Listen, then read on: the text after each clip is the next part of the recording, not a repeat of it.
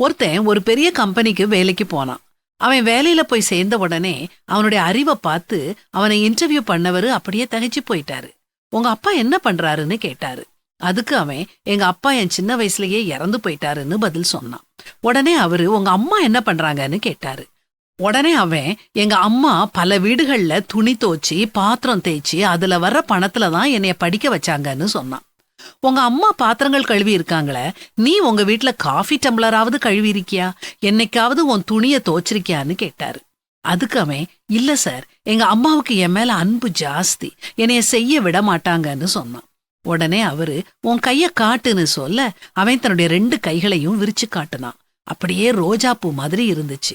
அவரு அவன் கிட்ட, உன்னைய நான் வேலைக்கு சேர்த்துக்கிடுறேன், ஆனா அதுக்கு முன்னால நீ ஒண்ணு பண்ணு. நீ உங்க வீட்டுக்கு போய் உங்க அம்மா கைய பாரு.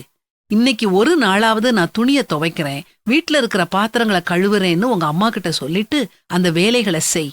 நாளைக்கு வந்து வேலையில சேர்ந்துக்கோன்னு சொல்லி அவனை அனுப்பி வச்சாரு. அவன் ஒன்னும் புரியாம வீட்டுக்கு போனான். அம்மா கைய காட்ட சொல்லி பார்த்தான். அம்மா கை அப்படியே காய்ச்சி போய் புண்ணா இருந்துச்சு. அவன் அறியாமலேயே குலுங்கி குலுங்கி அழுதான். அம்மா கையெடுத்து கண்ல ஒத்திக்கிட்டான்.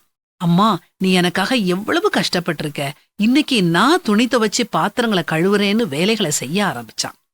படாத பாடுபட்டுட்டான். அடுத்த நாள் வேலையில போய் சேர்ந்தான்.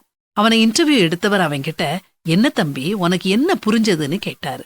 அதுக்கு அவன், ஒரு மனிதன் ஒரு வேலைய சரியா முழுமையா செய்து முடிப்பது எவ்வளவு கஷ்டம்னு புரிஞ்சது. இத்தனை வேலைகளை செஞ்சு என்னைய காப்பாற்றி எங்க அம்மாவோட கைய பிடிச்சுக்கிட்டு நான் நன்றி சொன்னேன். அதுக்கு அம்மா, என்னடா அம்மா கிட்ட போய் நன்றியெல்லாம் சொல்லிக்கிட்டு அப்படின்னு சொல்லி என் கைய தட்டி விட்டாங்க. ஆனா அவங்க உதட்டுல ஒரு புன்னகைன்னு சொன்னான். ஆமாங்க, என்னதான் பிள்ளைகிட்ட நன்றி சொல்லாதன்னு தாய் சொன்னாலும் பிள்ளை நன்றி சொல்லும் போது தாய் அடையும் சந்தோஷத்துக்கு ஈடு இணையே இல்லை. நீங்க உங்க அம்மா கிட்ட அப்பா கிட்ட நன்றி சொல்லியிருக்கீங்களா? உங்க பெற்றோருக்காக ஆண்டவருக்கு நன்றி சொல்லியிருக்கீங்களா? எல்லாவற்றிலேயும் ஸ்தோத்திரம் செய்யுங்கள். அப்படி செய்வதே கிறிஸ்து இயேசுவுக்குள் உங்களை குறித்து தேவனுடைய சித்தமாயிருக்கிறது.